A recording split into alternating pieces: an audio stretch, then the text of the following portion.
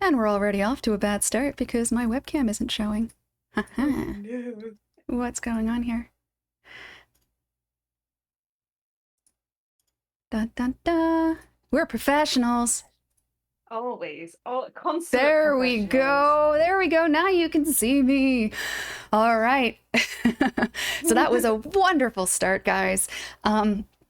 So my name is Steph Farrens, and Stephotics on Twitch. So I have a very special stream today, but considering how infrequently I stream, I guess every stream is special. But today I am going to be playing a game, which is now available on, Sarah, how do you say this? Itch.io?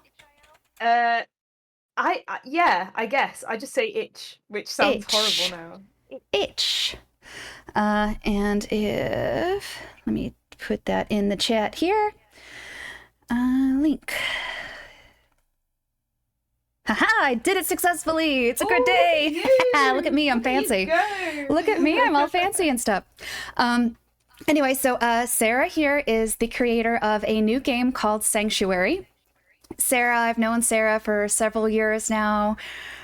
We work together on Royal Duality and a bunch of other projects. She is a person who wears many different hats: game designer, writer, graphic artist. You do so Jack of all much. trades, Jack of all basically. trades, Just a yes. bit of everything. A little Master bit of of none. everything. Exactly. So yeah, so this is a game that was for a game jam. And what we're going to do today is I'm just going to do a quick playthrough. I'm also, Sarah, I should say, is the creator of the game. She's done pretty much everything for it: the writing, the programming, the art. And then I am also the voice actor in the game too. So it's a little bit of everything. All right. Anything you want I'm to say? excited. I I'm know. I'm excited. excited too. I'm excited to show this off. I guess I'll say I always really enjoy working with you anyway, Steph. Oh, heart. But for me, this was really, really special because this is a series that I've been working on a really, really long time. And, you know, I started working on this series as a concept so long ago that I didn't even have any internet friends. It was that long ago. And to now be able to work with friends I've worked on other projects is like such a privilege. So It I was is. like so happy when you said that you would do the voice, and I was like, oh, Oh yeah. it's like my dreams coming true. So I thank you was very like, much. of course I'm going to do the voice, Sarah. Uh, and this is actually very special too because I absolutely hate doing narration, but for you, I'll do it. Oh my For gosh, you, I'll you're do so it. good to me. Actually, You're this so is the good to second me. time I've done narration for you, so and I hate Yes, it it, is. but for you, anything. I've used all my chips. I can never ask you again. That's how this works, isn't No, it? you have infinite chips. You have infinite chips. There's lots of Oh. chips for you. All right. Okay, without further ado, and if I can get this working correctly, yeah, let's play this game. All right. We've got a beautiful little picture here of our friend, the Church Grim. Oh Let me yes. get some Yes, music indeed. going in here. The music selection for this was really good, by the way. And I understand like this is something Yeah. that's public domain and free to use as long as you credit the person, right? Yes.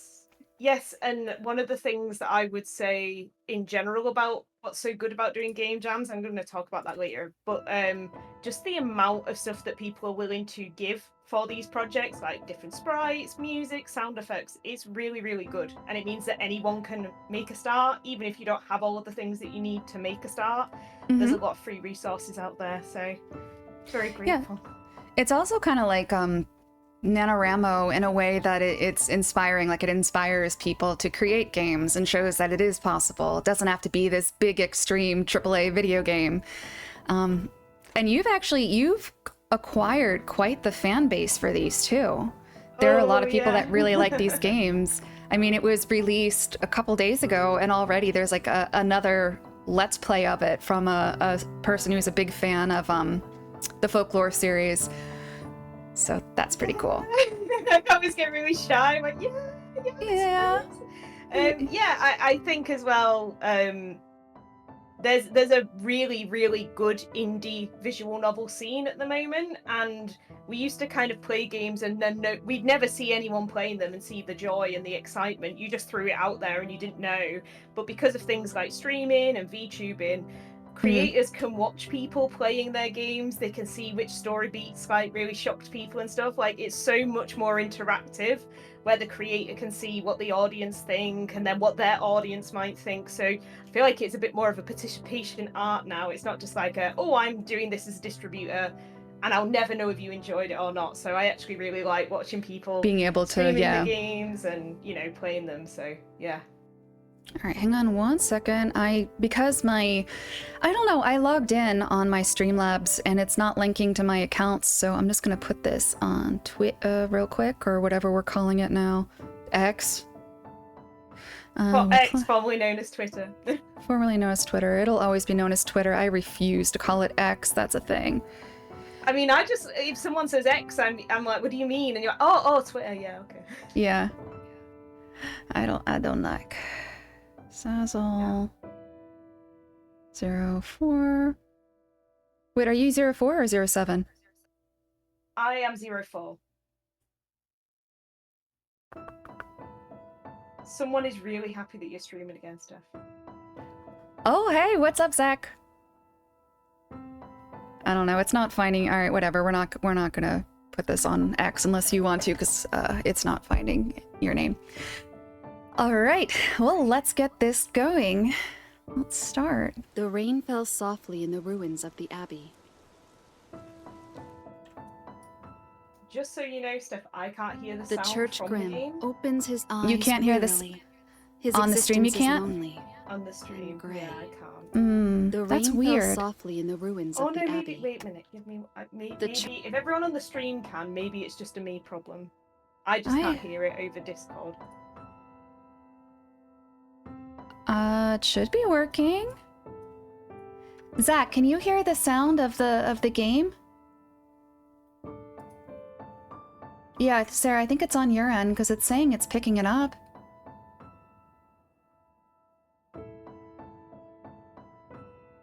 Okay, apparently yes, they can hear this stream because Zach's like, that voice sounds familiar.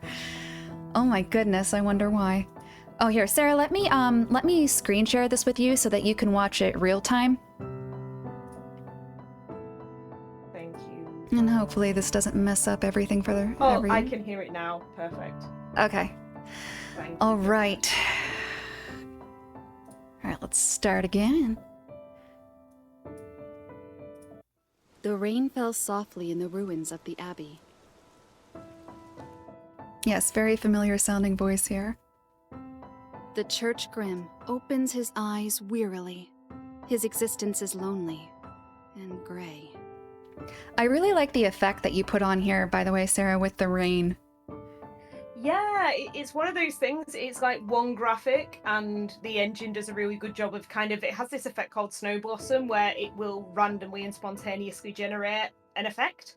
So like, it is just one graphic that is a 5-pixel line, and it just kind of randomizes it and generates it to flow down. Because again, I wanted to do like only one asset. There's only one type of rain, but yeah, it does look very, very good. Very good. Yeah, that's not me being that wasn't a humble brag. The person who no no, I agree, and you're allowed to brag about that. It gives it some nice depth. And as we'll see, there's some extra little surprises. It really shows how much you can accomplish with one background and one effect, but we'll see more as we go along. It had been hundreds of years since he'd seen the colors of the world. But he doesn't care. Time moves too quickly for the Grim. He has outlasted all of the things he cherished. I just love this music. He recalls his most painful loss. It was... I think one of the things I was going to say, like, when I was making it, I was really, really fortunate that because it's such a short time scale, which we'll talk about later, everything kind of just came together. Because I've used a piece of music from this creator called Hanamuchi before, and I was like, oh, I'm just looking for like this nostalgic, plaintive, soulful, and then I was like, oh wow, that's the one. And you've done the narration. I was like, oh wow, this sounds banging. Like, this is great. does I've got sound nothing to banging. worry about at all. It's a nice so yeah, mix. very, very lucky is lovely. Yeah. It sounds like something from Final Fantasy. It's a really pretty Yes. piece. Yeah, it's beautiful. And the one sound effect meant that I could only have the rain at the beginning of each part. I wanted it all the way through, but I looked at the rules and I was like, oh, you can only have a sound effect for 5 seconds or less. So I couldn't use the rain all the way through. So Hello, Helen. Hi. All right, what I will do, I mean, I know what happens, but to show what happens, I'll do each one and then I'll save it and I'll go back.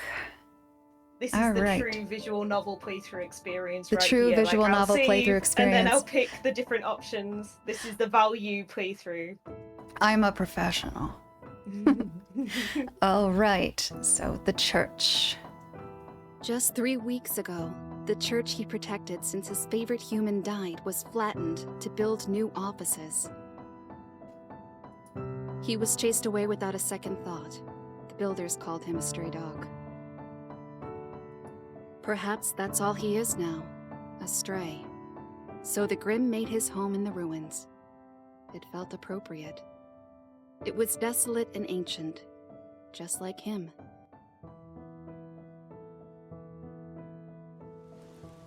The other thing I'll The say witch as well. is here again. Oh, sorry. Perhaps that's all Oh, he is now. Crap, I think I forgot was to save ju- it, so I'll just He do recalls his this. most painful. Go back. All right, what were you saying, Sarah? I was going to say, like, one of the things, Rose Mask, who's in the chat, has also made a game Yes. for this particular jam. And I think the thing that's really challenging is you have so few words. You're like, oh, I want this to be really meaningful. So what can I say that really gives a lot of value to having a choice? Because you're kind of like, oh, well, that's going to take 25 words away. So it needs to be a really meaningful option. Or what's the point in using the words that way? So I think, I'm sure Rose Mask will agree, it can be like, oh, should I have a choice here? How many replays does it have? This game, by the way, has 3. Spoiler alert. If you play it 3 times, you've done everything.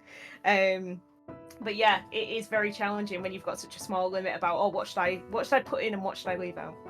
So, I only knew about 2 of the endings. I didn't know there was a mysterious third ending. You'll have to you'll have to show me. There's not really a third ending. It's just more that you get a bit of different information if you pick the last option of these 3 that links it to the other games. Oh, right.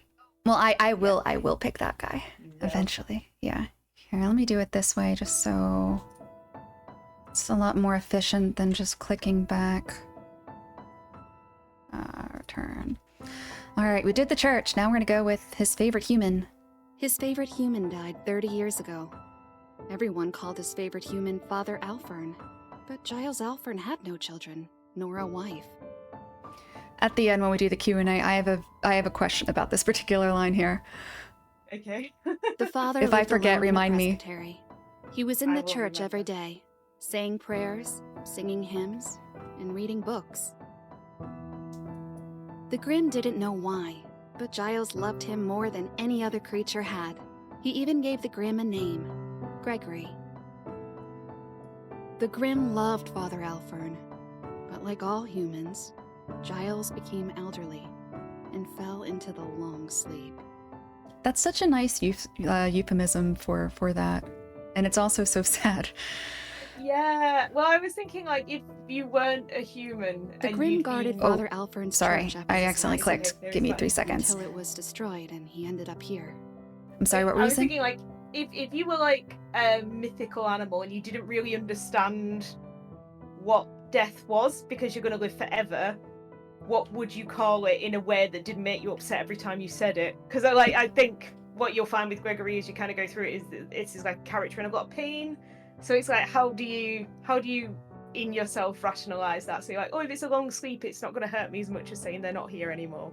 A long sleep.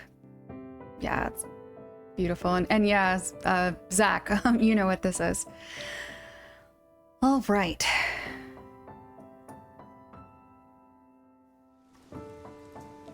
The witch is here again. And The then Grimm hears we her will walking go stick clattering back. on the uneven terrain. I don't want to save, I want to load. Yes. The Royal Griffin. Almost Sup, a Doom? millennia ago, the Grimm was known as Barghest. He was a mythic so powerful that many called him the Paragon. He was the royal griffin's most trusted friend. More on this later because there is some lore. Q&A. But King Tyr, the ruler of mythic kind, sent the royal griffin to the Neverplace, exiling the Grimm into the human world.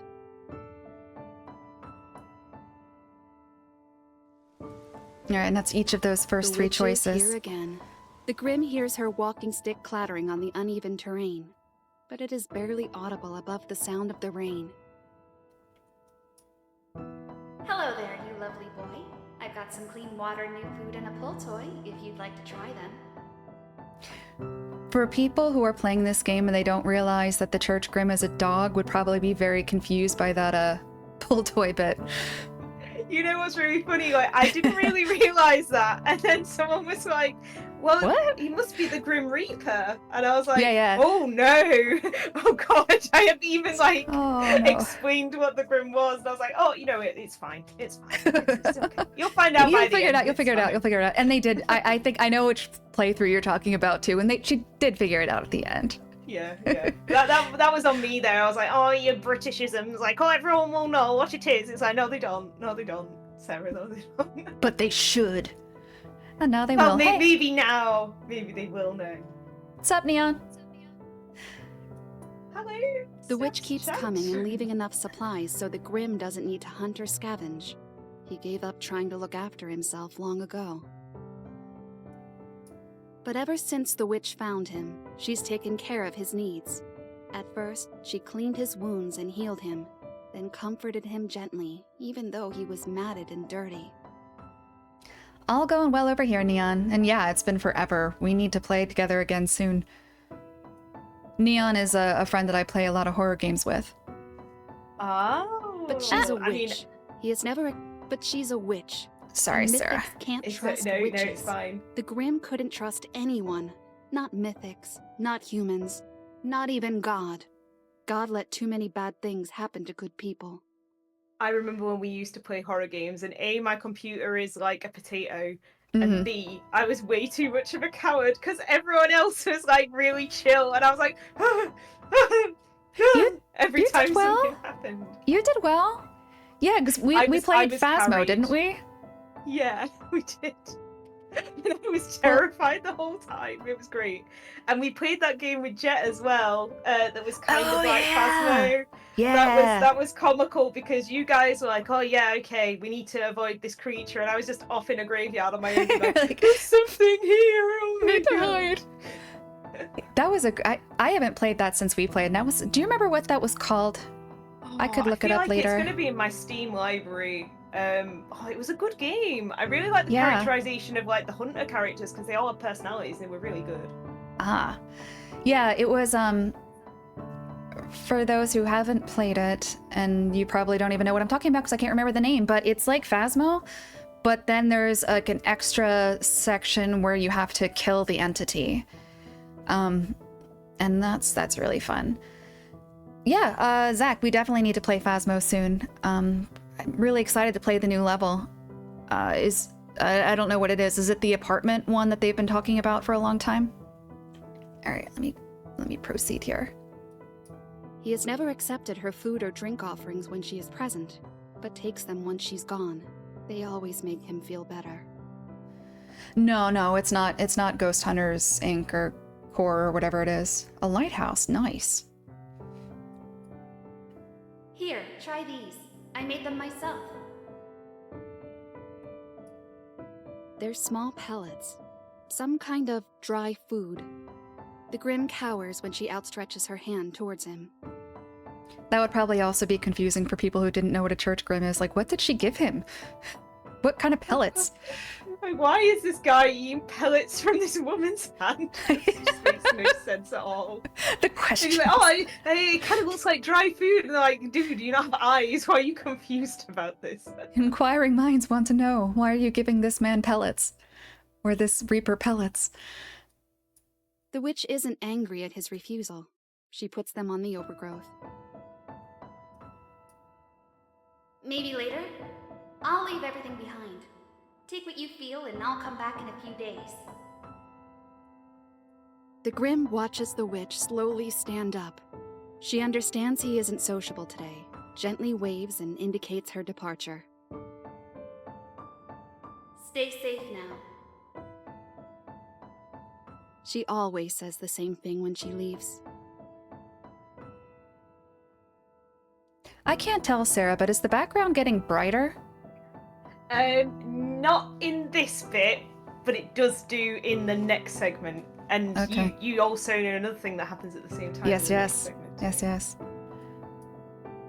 I can't wait to see you again. So please, keep trying your best to stay with us. So I'm going to say there's somebody who's not on stream and doesn't kind of watch streams or anything who tested this over the weekend, and they were like, if someone said that to me every day, like the witch says that, I would stay with them every day. I'm not going to tell you who said it though, but they were like, oh, it's so wholesome, it's so nice. And I was like, It yeah, is I know. nice. That's like a bolt out of the blue for me. Things I make out usually wholesome, and they're like, oh, this one's a nice one. I was like, I know. It's like also kind of sad too, like the trying your best to stay with us. Like that's Yeah. yeah. But I think as well, like, because this is like a animal that's quite skittish, there's a double meaning of, is this animal just going to run away? It's not necessarily just a grim, sad thing. It could be like, oh, because this animal's really scared and it doesn't take any food, could it just run off? Good point. There are multiple, you can interpret it how you want, but it is deliberately vague. I'll say that. Perfect. All right. Okay. The world feels less gray each time she says it.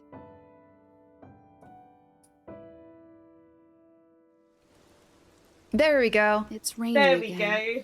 Winter is hard in the Abbey. The weather is restless, and the mud cakes the Grim's impacted coat. The way that you say it's raining again is how I feel every time I look out of the window on a Monday morning and I have to go to work and it Oh rains. god, it's raining. It's raining again. I would much rather it rain on a weekday than a weekend, though. Like, if I have to be stuck inside at the office all day, I would rather it be raining then, as opposed to, like, if I'm out doing errands or doing fun things. I'm gonna say, unfortunately, where I live, we don't get the we don't get it on the weekends or the weekdays. We don't get the choice. It's usually always. But Rosemask gets it even worse than me Oh because no. she lives in the wettest part of the country. So as bad as where I live is, where she lives is even worse. Zach says, when it rains, it's often on my parade. Aw, womp womp. I'm sorry. Or your wedding day, isn't that ironic? There's a little Alanis Morissette joke for you. Despite the storm, his singular visitor arrives. She looks weather-beaten and sounds winded. Rain or shine, she comes to see him. I like the use of this word too, singular. It's like it could either mean like the one lone person or someone who's like a little bit different. Yes. Perfect Yes. word. It's one of those things because you're working with so few. Because, like, I think if you had like 2,000 words, you'd have explained, oh, this is a dog and this is a strange witch lady. But you're constantly like, oh, that's excessive. Oh, maybe actually it adds to the experience if I don't say it, and it lets people draw out different meanings out of it. So, like, I'd say the limitation is both good and also can be a bit constraining because you're like, oh, maybe this ambiguity is a good thing. It leaves it a bit more open, a bit less like the narrator is telling you things. Mm-hmm. It's one of those like show don't tell kind of things. Yeah. Again, with only one asset of everything though, that makes it really tricky as well. Mm-hmm. I don't suppose you're feeling peckish. I made them myself. All natural, I promise. I love the colors that are kind of coming into her too. The witch puts the food in her hand and offers it to the Grim. Now that would be very funny if that were the Grim Reaper. Would you like some Here you food go, from my boy. hands? Would you like some pellets? Like, who are you? One thing I will say about the design of Alice as well, the witch, I I had to make sure that even at the total grayscale, you could see the details on like her shawl on the top. That's why the line style is different on the different flowers. So it was like, oh, you know what? Even if it's entirely grey, you can still see that there's like thistles on the left, and there's like vines on the right, and there's petals True. at the top. So yeah, and because I'm quite interested in like accessibility, I was like, even from a colour blindness perspective, you can still understand that the world is being filled with colour even if you are colourblind. So that's another thing that I wanted to just point out as we were playing. Very interesting. Well, thanks for stopping by, Zach. I'll see you soon. The Grimm. All right, let me save it here. The Grimm accepts the food. The witch's face brightens as he takes from her hand. I'm so glad. I hope we can become even better friends. He allows her to pet him. I mean, this would be really weird if After you hadn't spending figured a out it was short dog while at in this his point. company, Yes, she yes. smiles as she leaves. It's like, what kind of game is this? It's not I that can't safe wait for to work, see you it's again. fine. It's So not what you please, think. keep trying your best to stay with us.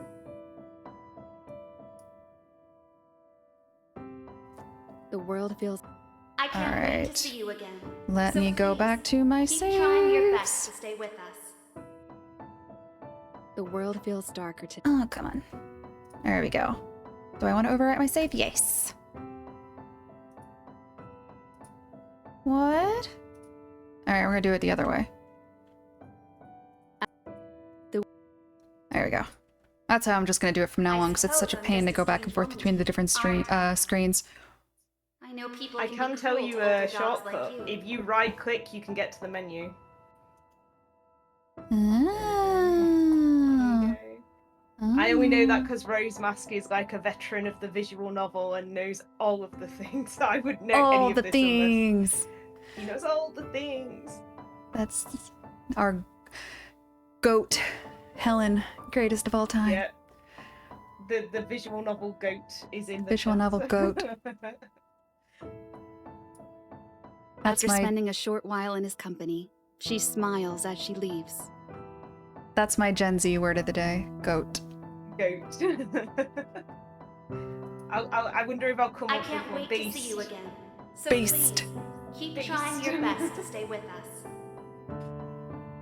To which my sister replied, "What, like beasting a chicken?" I was like, The "Oh world God." feels darker No, today. no. There is Not no like end basting to a the chicken. Grimm. He will never experience the long sleep. He must witness this world until the end of days. It's so sad. He thinks it's better to be alone, or he will feel the pain of loss all over again. It's like the downside of immortality. The witch arrives Yeah. swiftly. She puts her arms around him, even though it spoils her beautiful dress, to warm him. I think as well, like without human acceptance. Oh, Terribly cold. Oh, sorry. Hang on. I'm worried for It's you, fine, boy. it's fine. Just for tonight. Won't you come to my farm? You could do whatever you like when you get there. There's Yeah, like I a- think like without human acceptance of, you know, being able to contribute to society, it must just feel like a really, really long, stretched out day, because it's not like you're talking to people, you're engaging with people, you've got a purpose. It must just feel very like, oh, I'm just enduring. I'm alive, but I'm not living, kind of. I don't know. Exactly. She says, having written it, she's like, I don't know. I'm like, you do know, because you wrote it. You do know, 'cause you did it. You do know. You are the god of this world. You should know. I'll let players decide. I don't want to be the word of God and be like, no, that's not canon. Like it's not my canon, but you can have it as yours if you want. You can be like the East Patch and tell us absolutely nothing. Be like, it's whatever you want it to be. just make up your own version. Of the Make up your own version of the story. Exactly. That's a lore question, which we will not answer. Okay. But I can't stand the thought of you being here alone. She doesn't even know he's a mythic. If she finds out, will she still help him? Will she still be kind to a stray like him? I She then so. sounds emotional when she adds, I won't give up on you, even if you've given up on yourself. So the sad. Grimm I'm just gonna save it there. All right. Let's do stay at the ruins first. Let's go the in witch opposite nods order. gently and sits beside him. We'll get to know each other a little better. I'll stay here tonight, and once the storm has passed, I'll be on my way. If you'd like to come with me, then the invitation is open. The witch places her throw around the Grimm's body. It feels warm. He looks at her beside him. His world fills with color. Oh, it's so nice. All right, let's go back. Load. I always get so nervous I'm gonna like override it. Oh, I do that even when I test these games, so don't worry about it. I'm Alright. similarly anxious. So what happens if he accepts her offer? The Church Grimm reveals his true nature to Alice. He stands up, not as a beast, but as a man.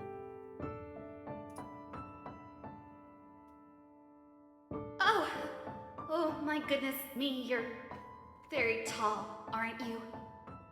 And here's the deepest my voice goes. Let's get a move on. Otherwise, you'll be chilled to the bone.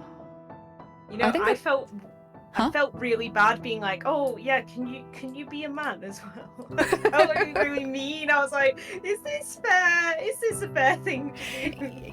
It's fine because obviously like it's the rules of the game are like one voice actor. It's almost like Eros is almost that low. Yeah. Yeah. I'd never ever put like Gregory and Era in the same bucket, I'm not gonna lie. No. Absolutely Character not. spectrum, same tone of voice, opposite Yeah. ends of the scale. Opposite ends of the scale, for sure. Scruffy sure. dog man and cool And spider lady, yeah. Alice smiles and nods. What should I call you? Gregory Alfern. I love this because it's the name that the father gave him, but he also adopts the Yeah. last name too. It's very, very powerful. Hello, Gregory. It's lovely to meet you. I'm Alice. Alice Dogood. She is so cute. I mean, her name is the obvious Alice one, did good. but I think, yeah, she's Despite very his sweet. defensive manner, She's very he sweet. follows sorry. her lead, and his world begins to fill with color again. Sorry, Sarah, what were you saying? No, that's it. That's the tweet. That's it? No, that's all I was going to say. Sorry, there's like a couple second delay between me clicking and the sound starting. So it's like as soon as I click, then you start talking, and I'm like, oh crap! Sarah, stop it. Sorry, I didn't mean to cut you off with your own game. I mean, there's worse ways I could be cut off. It's fine. All right, and that's ending one. Hello. So the one thing I will tell you as well, so the background is a grey gradient that turns into colour. If you look at Yes. left to right, the background itself is like grey. But in Britain, it looks like that nearly all the time anyway. So British people are like, oh, that just looks like normal Britain in winter to summer. But it's That's actually deliberate. That's just a photograph. All right. Well, wait, you said that there is a mysterious third ending. So it's not really that it's a mysterious third ending, but the third option that's about Oh, the Griffin, right. The Yeah, Griffin. It, All right. it links into another game in the series in a pretty significant way. But I think it kind of gets covered in the Q&A, so I will Got skip you. that for now. All right. Well, let me stop this, and I'll switch our view here, and then we'll start the Q&A portion. Well, thank you so much for playing it, Steph. I know. I'm really excited. I love showing off games that we've done. Someday I'm going to learn how to do side-by-side video, and I could do like your video, my video. So it's not just like my face as we're having these conversations. My tiny little avatars there, like in the That is true, and I got that working, so go me. If anyone didn't notice, like whenever she speaks, her little avatar lights up on the bottom. All right.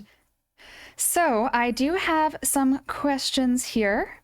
And then I can also take questions from the chat if anyone has any questions for Sera about the game, the lore, the competition. As long as it's appropriate, ask away. All right.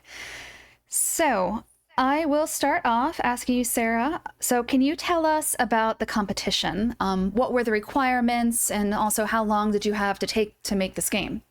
Yep, sure. So this is for a game jam that's called Only One of Any Asset. It's a 10-day game jam, and the rules are that you can only have 1,000 words, one sprite, one character, one background, one menu screen graphic, one sound effect, one piece of music, one voice actor. So of any asset that's in the game, there can only be one of it. So you can't have multiples of like different backgrounds or different changing effects.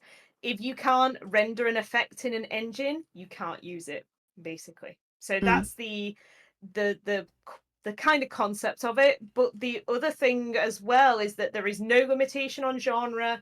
There is no limitation on not using a sprite. So if you just wanted to use a background and you had no character at all, that's also okay. So it's one or less of anything, I guess.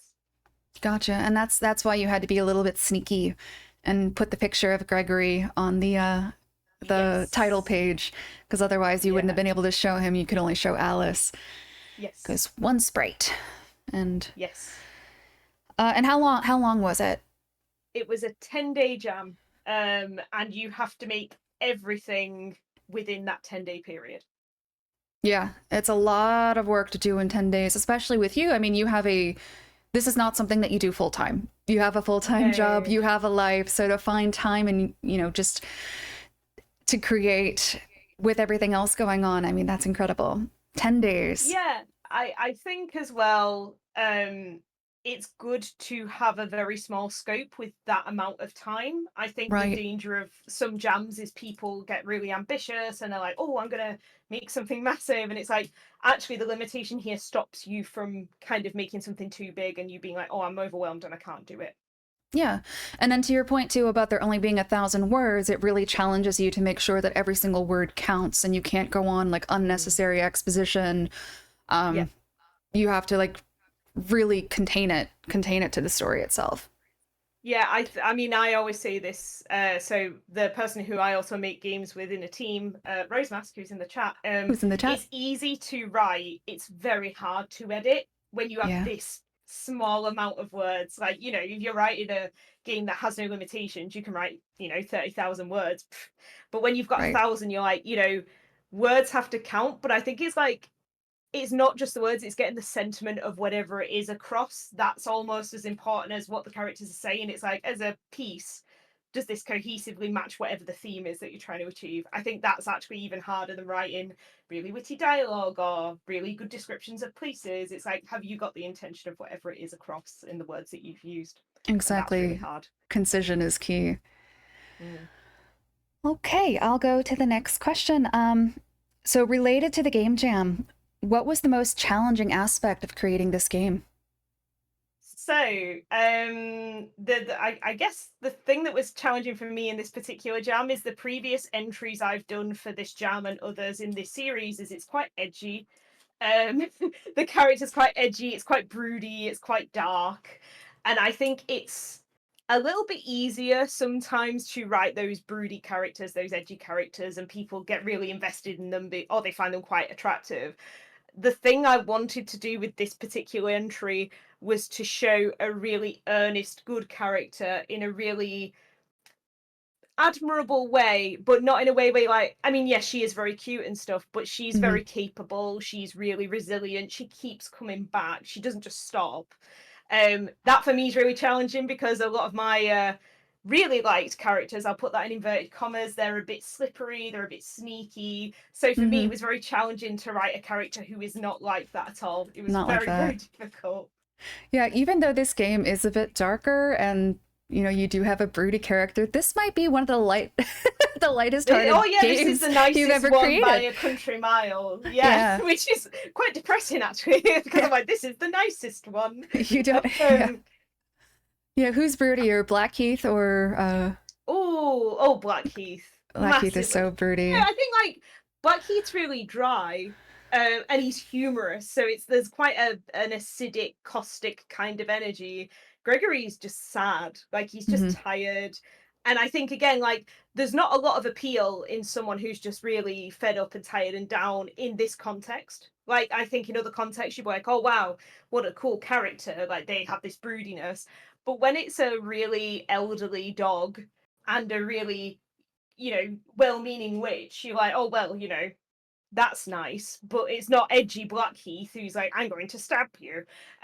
So it's a very different writing challenge. I think that's what I would say. Yeah, and for those who don't know what I'm talking about, Blackheath is a character in Royal Duality, which is another one of Sera's games that she created with Rose Mask in the chat. Okay. All right. Next question. So, what programs did you use? Programs, singular or plural, did you use to create this game? I'm gonna do maybe a service. I'm gonna talk about every element and what I use for every different element. So for the graphics, I use Clip Studio. What's really good for me with Clip Studio is I can use it on my PC, but I can use it on my tablet, which means I can kind of use it at work, use it at home, and I don't have to sit at my PC desk all the time. So all the graphics were done in Clip Studio. To the engine that was used is Rempe, which is a very, very popular choice for visual novel design. And whilst there are others on the market, for me personally, this is the most flexible engine where you can really provide good storytelling experiences. For the audio, I used Reaper, and for the coding itself, I used Visual Studio Code, because it actually has like a formatter that's just for Rempe code. So when you're reading your code, it lights everything up in different colors, which is really helpful when you're making games in a hurry and you're trying to find, which code is not open, or what's not been closed properly. Why have I got a parsing error? In that particular engine, it will show you exactly where the issue is. It will be like, oh yeah, you've not closed that tag. Is that an extension that you have to install that has like Renpe's code? Okay. Yeah, I think you can kind of go into extensions on Visual Studio, and it basically is a formatter for, I think the formatter is for Python, but Rempe is based off Python, so that's why it can parse it correctly. Gotcha. Okay, yeah, that's pretty cool. Let's see. Okay, and yes, so Rose Mask, you're right. Show not tell is really hard when you don't have any assets to show. Yeah, good point. Because you're like, I'm not showing and I'm not telling. I'm hoping that all of the meaning will just transfer through, I don't know, osmosis. Let's hope your imaginations are good. Yeah. Let's hope you're picking up what we're putting down. Let's hope your intuition's decent. Yeah. Or otherwise, you'll think that Grim is the Grim Reaper, and then the whole story just becomes really confusing. Why is the Grim Reaper eating pellets? Oh God, that's funny. All right. Okay. So do you have any advice for anyone who's interested in doing a game jam?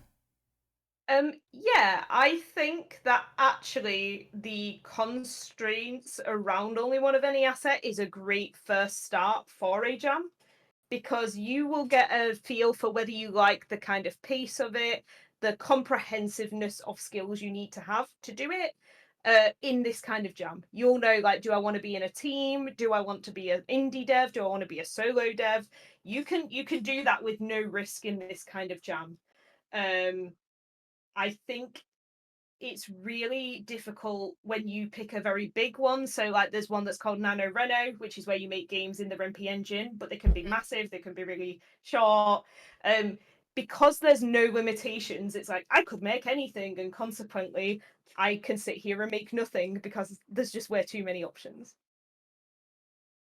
So I would say only one of any asset is a great first jam, nice and small, helps you figure out where your strengths are, helps you figure out where you want to develop, and helps you figure out, are you actually a bit of a control freak and you don't want to work with others because you feel like you'll conflict, or do you really want to work in a team? because I think it's important to know that before you get into developing, extensively. As it Right. happens, I'm pretty good in a team and I'm good in a solo effort. Agreed. But I only found that out by trying both and being like, oh, actually, I'm okay at both. Hmm. And I guess it's also good to when you're limited to one asset, one background, because I know for me and for other people that I know who are starting into game development, you have so many big ideas, so many enormous ideas, and it's hard. You have to think like, okay, well, what is meaningful within the game itself? Do I really need X, Y, and Z? And also, it just like in terms of time and expertise, it's impossible when you're starting out, you're making your first game to have, so many different variables and so many different like facets of it. It's good just to keep things contained. So I guess the game jam Yeah. sort of forces that upon you. You have to Yes. contain it. And I think as well, so for instance, I've had experience writing one very, very long game, and I've now had experience of doing much shorter games. I think that there are benefits to both approaches. Episodic things can be good if you like, I've got a story beat, it's not big enough to make a whole story, or it doesn't link with everything else I want to tell. It sits in isolation, and people who enjoy that part really experience it for what it is. When you put that into a really big story with lots of different sections, you're kind of having to keep narratively like, oh, when does this person interact with this bonus scene? When does this person interact with this scene? Does it chronologically make sense? Yep. So I think trying those smaller concept pieces and being like, oh, I can run with this now. I think that's a very, very good advantage of the visual novel in particular as a format. Whereas, Right. other types of games like platformers, you've got to have a pretty comprehensive game mechanics and various other things as well. It's not just, oh, I'm thinking of the story. It's like, I'm thinking of the story. I'm thinking about player satisfaction. I'm thinking about level design. You don't have to think about that with visual novels. So I think that it's a good genre for figuring out, do you like game design as well? Mm-hmm. Mm-hmm. All right. So I know we have made jokes about this the entire stream, uh, impacted coats and pellets and petting and stuff. So, Sarah, what exactly is a church grim? A church grim. Okay, well, I'm glad you asked, because otherwise everyone's like, I know, I still don't know. I played the game and I didn't really find out. Mhm. So a church grim is a guardian spirit that is in kind of Norse and Celtic mythology, and probably elsewhere, but that's kind of where it's most regularly documented. And they are guardian spirits who oversee the welfare of a specific church. It can be an animal who's died there. It might be the spirit of someone else who's passed, and then they've taken the form of like a protector. Now, in my specific interpretation of this specific one, there's a very predominant legend in UK mythology which is around black dogs, bar guests, shucks. I'm kind of playing with, this is a character who's both. So yes, Gregory in this story has become like this church grim. Has he been other things in the past? Yes, he has. Mm. So sorry, I was going to say throw that bone out there, and I was like, that's a terrible joke because he's a dog. He's a fun. That That's was a an that's a accidentally pun. worst joke ever. Accidental pun. All right. And then I know you passed over some stuff from me earlier Yes, to I share on the did. screen. So let me just turn my cam off and hopefully this is still loaded. Nope, it is not. Slideshow. There we go. All right. Well, we're kind of jumping the gun to what the answer to the question is. But Yes. so, Sarah, what inspired you to create this game?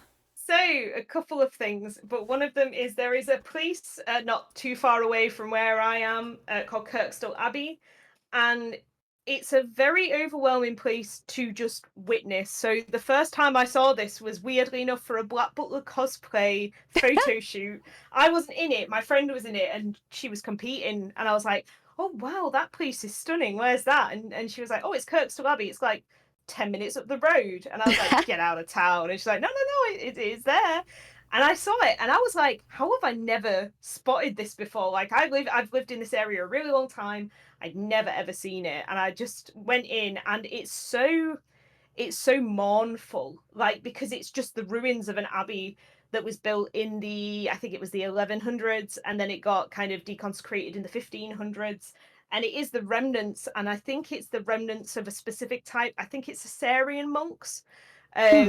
So yeah, it is just what remains of a non-existent group of religion anymore. So Yeah, that's really kind cool. of what the inspiration for it visually was. I can't believe this is so close to you. And I know. I see there's you hidden in the bottom of one of these pictures here. And this actually, the second picture looks very familiar. Very familiar. Well, So the window, that window is actually in your game, isn't it? It is, yeah. Mhm. So one of the really good things about this abbey is they actually have a charity dash every year, so you can do a 10K run in that area for charity. Ooh. And they also do some cool things at Halloween, like they'll do like horror movie showings and stuff there. They'll get a projector and put it out in the ruins. So they actually do a lot with this area, and it's totally free. You don't have to pay to go in. It's very, very cool. Well, you completely lost me at the whole 10K thing, but I would definitely go to watch horror movies. Yeah, I mean, I wouldn't go for a 10K. I will. I was gonna say, I'll would. cheer you on if you want to run the 10K. No, Like, go, Sarah! absolutely not. Go! No, absolutely not. But the other kind of inspiration as well, from a thematic perspective, so there's kind of two things. So my other games have become kind of renowned for their bad ends, and oh, it's so edgy. Who's an edgy boy? It's very edgy. Who's an edgy boy? They're all edgy boys. They're all edgy boys. But I wanted to make a game where there is no bad end or good end, because the kind of the game is about grief and loss, and there's no wrong way to get over grief, and there's no wrong way for you to try and support someone. You know, from Alice's perspective, she either will stay with him the night if he's not ready to leave, or she'll take him and help him and support him. And I was like, there's no good or bad in that. They're both good things to do depending on what your friend needs and what that situation is. So I really wanted to make a game that had no bad end. It wasn't like, oh, that's so disappointing. Gregory didn't go with Alice and she left him. She was like, oh, well, I'll do it to your tempo then. I'll stay with you. And then if you want to come. But if you want me to leave, then I'll leave as well. Because I think there's a lot of different ways people can handle things, and you know, I think we should be focusing on people and celebrating the differences in how they do things, instead of saying, oh well, you should do it this way, you should grieve this way, and you should get over it in this amount of time. I wanted to make a game that was like, no, actually the difference is fine. She doesn't mind which option's chosen, and it doesn't make her think any differently of him as a person or a dog. So yeah, I think it's good that we should be patient and we should be compassionate towards others and how they deal with things. So that was kind of what the game was about. Exactly. And I think you really showed that a lot in the interactions between Alice and Gregory. You know, she's very accepting of who he is, isn't trying to, you know, push herself on him like, we're going to be friends and you can't do a single thing about it. But yeah, I thought like their relationship was very beautiful. Oh, thank you. Yes. All right. And then the last question that I have, and then I will pass it off to the chat if anyone in the chat has questions. If nobody in the chat has questions, that's fine too. But my last question here for you. So how does this fit into the Folklore series? Oh, well, that's the question. So can you tell us a little bit more about that? Huh? Yes. I will give you my elevator pitch. No, I won't. So this is something that actually anyone who's played this game on stream will not know. This is exclusive to your stream, Steph. What? I've actually put years in the order that these events happen. This is not in the games. You actually don't find out the timeline. So yeah, this is the first time anyone has seen when these events happen. So 1736 is when the first game happens. That's called Bloodlines. Then the second game, which is this one, is 1890, specifically because in the area where the abbey is, offices were being built in like the kind of the late 19th century. So when it's like, oh, there are new offices being built, people would probably think, oh, we're talking about high-rise office buildings. Actually, it's more like the first ever post office has been built, because it's kind of that industrial revolution period. And then the next two games, there is a big jump to the modern day. And there are 2 games that are in progress at the moment that the years they can't be identified because of spoiler reasons. I cannot say when they happen. But with these titles, we are halfway through the main story of the game. We're halfway there Ooh. already. So yeah. I like how the do you like Sweets guy kind of looks like Grell. Yeah, so he is a There's really some funny Grell thing. influence there. So I think I started kind of doing the designs for this game in 2010. So Oh a my. very, very long time ago. And what's really funny The is height of Black everyone who Butler. plays, yes, and everyone who plays these games says, "Oh, he looks like Alistair from Has Been Hotel." Every single person, "Oh, he looks like Alistair." I'm like, Alistair wasn't even made when I designed some of these characters. Like, Has Been Hotel had not even happened yet. So I'm like, I'm very flattered. But that's not where it came from. Grell, on the other hand, yes, I had started reading Black Butler around that time and really, really like Yana's work. So yeah, I will take the because someone else said, "Oh, the other guy looks like Sebastian from Black Butler," and I was like, those two observations I will take. The Alistair one from Has Been Hotel. I mean, unless people are copying off my work, which I think is highly unlikely. I was like, it's not the crooked man looks like Alistair, it's that Alistair looks like the crooked man. I think that's what you'll find. There you go. But yeah, I mean, I only think it's flattery, so I'm like, yeah, thanks, but actually, I like Grell. So that was intended to be flattery. So of yeah, I these love Grell too. Of these, if you could say again, I might have missed it, which of these have already been, obviously Sanctuary, have any of these others been released? The top 4 have all been released. So Bloodlines, Sanctuary, Ooh. Delight Sweets, and Inside the Box, they're all out and they're all free to play. And they all have voice acting now because of the generosity of the voice acting community. Because the reason I made a lot of updates for these around Global Accessibility Week, because I was really conscious. I've told this story before, but I'll tell everyone again. Sorry. I worked with a colleague who was visually impaired and also profoundly deaf. He has implants now, so he can hear.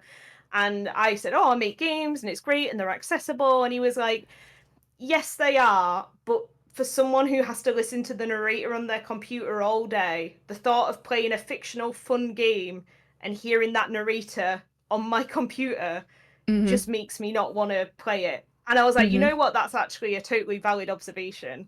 So I was really lucky. I asked voice actors, like, I want more people who are, visually impaired to play these games, even though they're visual novels. Would you consider voicing them? And people were very, very kind. And they're like, "Oh, yeah, sure."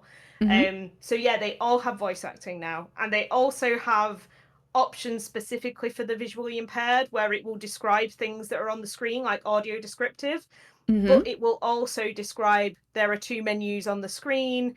You can pick only one of these options, or it will say you can pick all of these and then progress. So if you can't visually see that, the computer will say it to you in a kind of computer voice. That's pretty great. Yeah, I really do appreciate that you're considering accessibility when you're designing these games, and then also like the podcast too, like with Royal Duality. You adapted it into a podcast instead of just having it as a game so that other people can, appreciate the story. And, you created a very equitable experience. I think that's really important, like the equity of it. And that's where kind of like having voice acting in Rempy games makes it more equitable because, I get lots of very nice compliments about the, kind of like the aesthetic. I think the writing is good in places, but what makes the writing excellent is the voice acting that goes with it. That makes it a good experience for someone who's visually impaired, because otherwise they're kind of listening to Microsoft Sam. And if the game is longer than 5,000 words, that's a lot of audio kind of fatigue, because it's the same voice acting every single character with no expression for a very, very long time. And it would really stink to do that through a screen reader too. Like, yes. It's raining again. It's raining in the Abbey. The Grim opens his eyes. I don't know. That would be horrible. horrible. That you kind of can just recite some of the lines. Like, I only script better than me. You read them. Well, let's see. I read them. I play tested them. Yes, that's very true. Yes, I've edited them, so I've heard all these lines like multiple times. All right, Sarah, you have one more slide here, but I don't know what kind of intro to give you for this next So slide. you kind of said, "What's it all about?" What's it all So about? my Alfie. No, so I will, What's in it the all next about? slide, try to endeavour to explain what it's about. So basically, the whole concept of the game is about following the descendants of mythical, legendary, and folklore creatures who can turn into people. And it's about following them in the past and following them in the present day and how they've had to change how they live and how global the world has become. Because originally when I started this game, it was very kind of Gaelic because I have an Irish family and I kind of based it all around that. But I was like, actually, when I decided to make a big element of this game in the present day, I was like, actually, the world is way more global now. This isn't just about a small group of Irish people on an island. Like, and I also really enjoyed going to other countries on holiday and being like, wow, that's a cool folk story. Wow, that's a cool folk story. And I was like, I don't want to just limit it to one location. I kind of want to have characters from everywhere in the story. So yeah, when I kind of revamped the game and what it was about, I decided to look at folklore from all over the world. So the next title, which is called The Pursuers of Mythic Truth, there's characters from Korea, from India, from Norway, from England.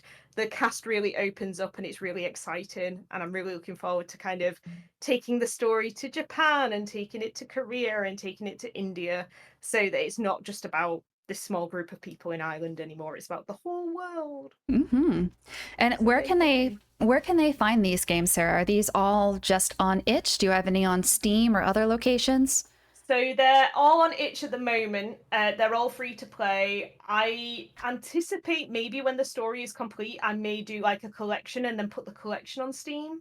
So that may happen in the future, but like I say, until I've kind of got a comprehensive, this is a good bundle to put together, they'll all stay on itch for now. But yes, they will come to Steam eventually. Awesome.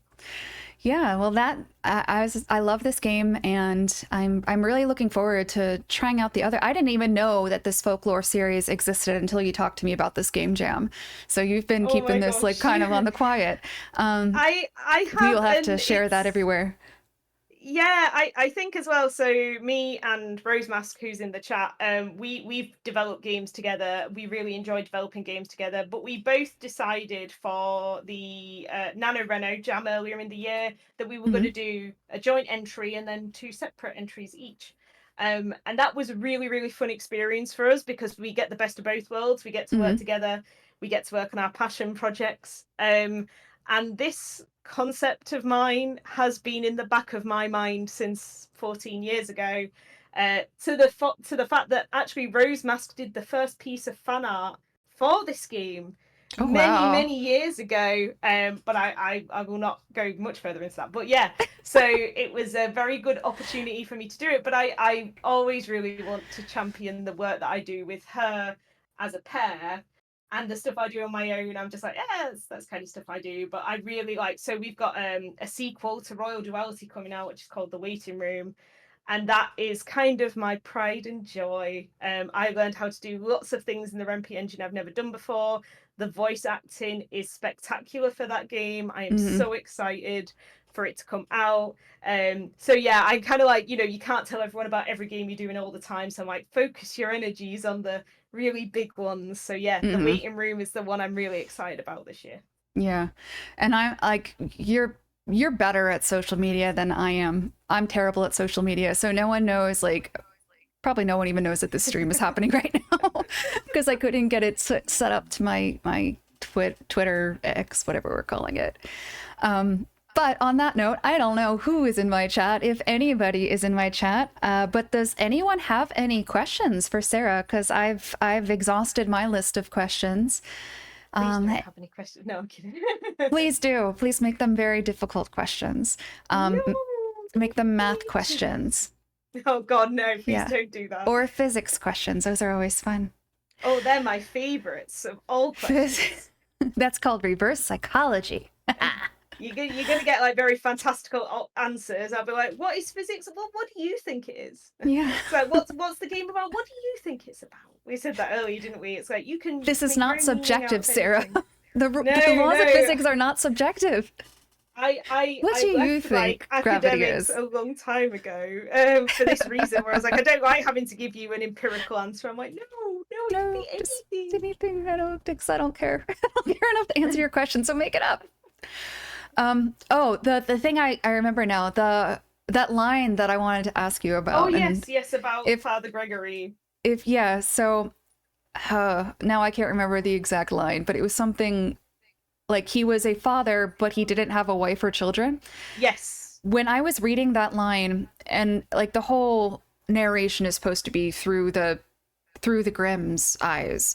Yeah. And I felt like the Grimm would be kind of maybe a little bit confused. Like, why are they calling him father? Was that correct? Did I read that correct? That's exactly right.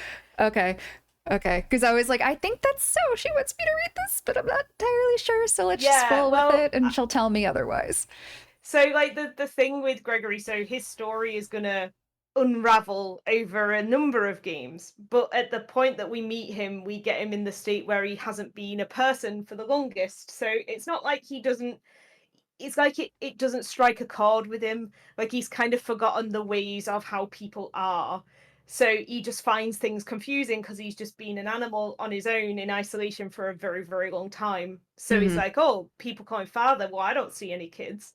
And obviously, once he kind of reintegrates back into society, he's like, oh, that must be some kind of religious title thing. He's a priest. Okay. Yeah, gotcha.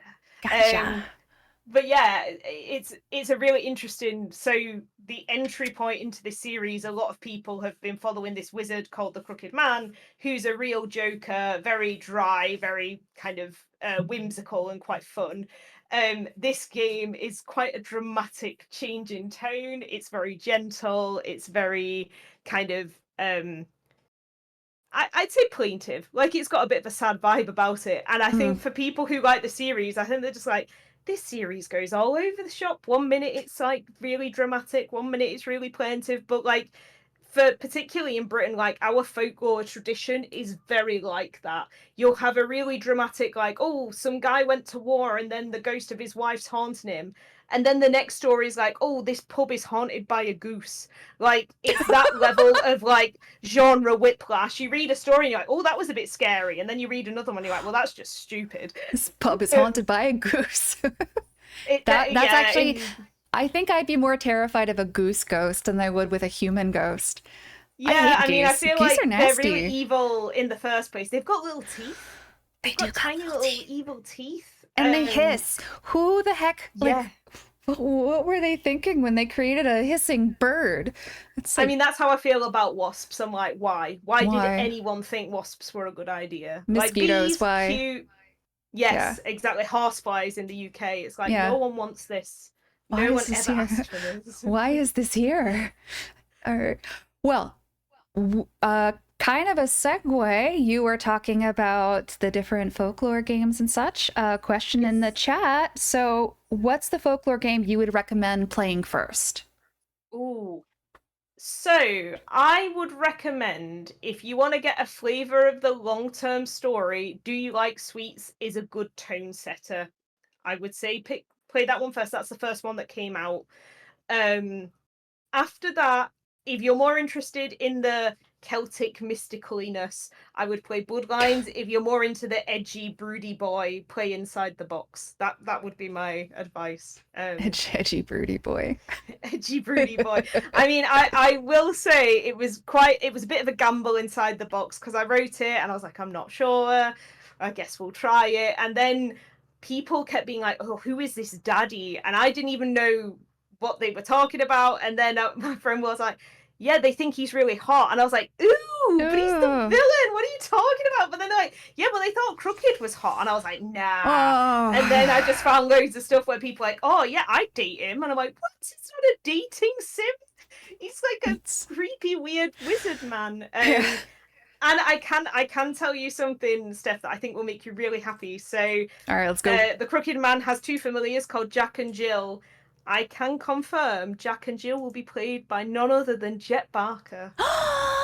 The famous Jet Barker. The famous Jet Oh, Barker. I love Jet. Oh, I'm so happy. So I was really happy when you were both in the series. I was like, my two favorites are in the series now.